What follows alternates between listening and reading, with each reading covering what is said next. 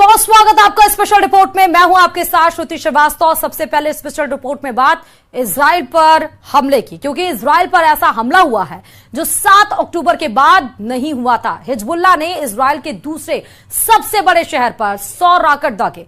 हैरत की बात तो यह है कि इजराइल का आयरन डोम इन रॉकेट्स को रोकने में फेल साबित हुआ और फिर जमीन पर जो तबाही मची उसे देखकर नेतन्याहू भी हैरान रह गए। देखिए रिपोर्ट।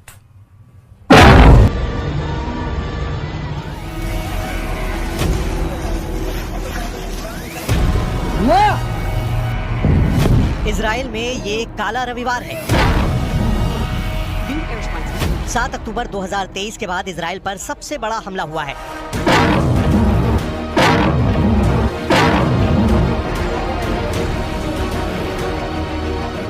मिसाइल अटैक हुआ है, रॉकेट अटैक हुआ है।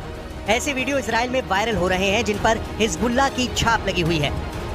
एक साथ इतने हमलों को देखकर नेतन्याहू और उनके वॉर कैबिनेट में खलबली मच गई है, क्योंकि हिजबुल्लाह ने इजराइल के उस शहर पर हमला किया है जो आबादी के लिहाज से तल अवीव के बाद इजराइल का दूसरा सबसे बड़ा शहर है। ये है हाइफा।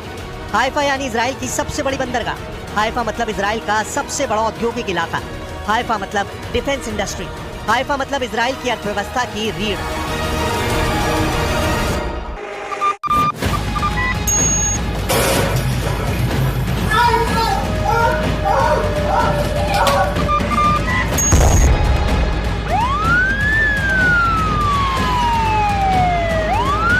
क्या हाइफा पर हुआ हमला हिजबुल्लाह का पेजर बम वाले अटैक का बदला है? क्या हाइफा को हिलाकर इजराइल को हिजबुल्लाह ने सबसे बड़ी वार्निंग दे दी है? हिजबुल्लाह ने इजराइल के उस अड्डे को टारगेट बनाने का दावा किया है जहां से फाइटर जेट उड़कर लेबनान पर बमबारी कर रहे हैं। हिजबुल्लाह ने अपना बड़ा टारगेट इजराइल रमात डेविड एयरबेस को बनाया है। ये एयरबेस हाइफा से करीब 20 किलोमीटर दक्षिण पूर्व में है। मैप पर देखिए, यहाँ पर हाइफा है और यहाँ पर है इजराइल का बहुत ही खास और सीक्रेट रमात एयरबेस। ये दोनों जगह लेबनान बॉर्डर से 70 से 80 किलोमीटर के दायरे में है। रमात एयरबेस पर इजराइल एयरफोर्स के F-16 फाइटर जेट की 3 स्क्वाड्रन तैनात हैं, यानी 50 से ज्यादा F-16 इसी एयरबेस पर तैनात हैं। रमात एयरबेस पर इजराइल की 2 ड्रोन स्क्वाड्रन भी हैं, जिनकी मदद से दक्षिणी लेबनान में बमबारी की जाती है। इस एयरबेस और आसपास के इलाके में हिजबुल्लाह ने 100 से ज्यादा रॉकेट दागे हैं। कुछ रॉकेट हाइफा में किरियात बाइलिक इलाके में भी गिरे। यहाँ पर लगी आग से आप अंदाजा लगाइए कि हिजबुल्लाह की फायर पावर इजराइल के लिए कितनी हानिकारक है। हिजबुल्लाह का दावा है कि उसने फादी 1 और फादी 2 रॉकेट से हमला किया है। यह ऐसा रॉकेट है जिसको पहली बार इस्तेमाल किया गया है। फादी 1 220 मिलीमीटर वाले कैलिबर का रॉकेट है और उसकी रेंज 80 किलोमीटर है, जबकि फादी 2 302 मिलीमीटर कैलिबर का रॉकेट है और इसकी रेंज 105 किलोमीटर बताई जा रही है।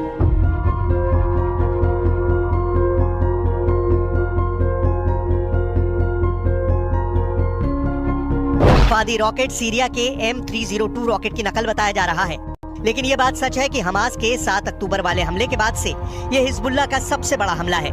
इस अटैक में इजराइल का कितना नुकसान हुआ है इस पर नेतन्याहू अभी खामोश हैं, लेकिन तस्वीरें बता रही हैं कि हिजबुल्लाह का हमला कितना खतरनाक था। क्या हिजबुल्लाह ने हाइफा पर हमला करके पेजर बम वाले अटैक का बदला ले लिया है? क्या हिजबुल्लाह ने हाइफा को हिलाकर इजराइल को सबसे बड़ी वार्निंग दे दी है? इस वक्त इजराइल में जैसे धारा 144 लागू है। बाहर यानी सड़क और बाजार में 10 लोगों के एक जगह इकट्ठे होने पर पाबंदी लगी है, जबकि घरों या किसी बिल्डिंग के अंदर 100 लोगों को एक जगह होने पर मना किया गया है। हिजबुल्लाह के हमलों के बाद उत्तरी इजराइल में बहुत ज्यादा खौफ है। गोलान की पहाड़ियों पर स्कूल बंद कर दिए गए हैं। गलीली, हाइफा और बेतशीन इलाकों में स्कूल बंद करने का ऑर्डर है। जुलाई 2024 में इस ड्रोन वीडियो को रिलीज करके हिजबुल्लाह ने इजराइल को चौंका दिया था, जब उसके एक ड्रोन ने इजराइल के कई खुफिया ठिकानों की रिकॉर्डिंग की और उसकी पूरी जानकारी बेरूत में हिजबुल्लाह हेडक्वार्टर को भेज दी थी। पूरे इजराइल में इस ड्रोन फुटेज ने कोहराम मचा दिया था। तब हिजबुल्लाह ने दावा किया था कि इजराइल के इंच इलाके और उसके बड़े ठिकानों की तफसील उसके पास पहुंच चुकी है। وهو يعرف أنه لن يكون هناك مكان في الكيان بمنأى عن صواريخنا ومسيراتنا। हिजबुल्लाह ने इजराइल को डराने वाला वीडियो रिलीज किया तो नेतन्याहू की सरकार के हाथ पांव फूल गए। नए ड्रोन वीडियो में हिजबुल्लाह ने दिखाया है कि उसका एक ड्रोन इजराइल के ऊपर उड़ रहा है। 10 मिनट की इस फुटेज में ड्रोन इजराइल के कई शहरों पर उड़ा है। 18 जून 2024 को हिजबुल्लाह का जो ड्रोन इजराइल में घुसा वो कई खुफिया ठिकानों की तस्वीर खींचकर वापस लेबनान ले गया। इजराइल उसका कुछ भी नहीं बिगाड़ पाया। ये ड्रोन उत्तरी इजराइल के किरियात शमोना, नहरिया, सफद, कारमील, अफूला शहरों से लेकर इजराइल के हाइफा पोर्ट तक उड़ता हुआ दिखाया गया। अब इसी ड्रोन फुटेज का इस्तेमाल करके हिजबुल्लाह ने इजराइल को काला रविवार वाला तोहफा दिया है। यह आग बता रही है कि हिजबुल्लाह ने जो वार्निंग दी थी वो वाकई बहुत खतरनाक थी। 10 मिनट के वीडियो में इस ड्रोन ने ऐसे ऐसे ठिकानों को फिल्माया है जिसे देखकर नेतन्याहू को मोसाद समेत इजरायली सेना के हर कमांडर की मीटिंग बुलानी पड़ी। हिजबुल्लाह के ड्रोन से हाइफा का पोर्ट भी रिकॉर्ड किया गया था। इस वीडियो में इजरायली हथियारों की कंपनी रफाल का कॉम्प्लेक्स भी फिल्माया गया था। मिसाइल के गोदाम, एयर डिफेंस सिस्टम, पनडुब्बी कमांड सेंटर से लेकर कई अड्डे रिकॉर्ड किए गए। إذا فرضت الحرب على लुबनान فإن المقاومة ستقاتل بلا ضوابط وبلا قواعد وبلا أسلحة। इस वक्त इजराइल लेबनान बॉर्डर के करीब कई इलाके खाली हो चुके हैं। लेबनान के बॉर्डर के आसपास 60 किलोमीटर के दायरे में 30,000 की आबादी अपना घर छोड़कर जा चुकी है। लेकिन दहशत इजराइल में भी है। उसके किरियात शमोना जैसे शहर खाली पड़े हैं। 1 लाख से ज्यादा लोग दक्षिण इजराइल की तरफ कूच कर चुके हैं। हाइफा जैसे शहर में भी डर पसरा हुआ है। अब हाइफा और आसपास हुए रॉकेट अटैक ने युद्ध का तापमान बढ़ा दिया है। इजराइल और हिजबुल्लाह का अघोषित युद्ध अब गजा पर बमबारी जैसा खतरनाक होता जा रहा है। 12वें महीने में इजराइल पर रॉकेटबाजी और लेबनान पर बॉम्बिंग से हालात ऐसे हैं कि शायद कोई दिन गुजरता हो दोनों में से एक पक्ष हमला नहीं करता है। इजराइल और हिजबुल्लाह के अघोषित युद्ध में अब तक इजराइल के 26 नागरिक और 22 सैनिक हिजबुल्लाह के हमलों में मारे गए हैं, जबकि नसरल्लाह के 502 लड़ाके अब तक मारे जा चुके हैं। ये लेबनान के मिलिशिया को बड़ा झटका है। इसलिए नसरल्लाह और हिजबुल्लाह दोनों आग बबूला हैं।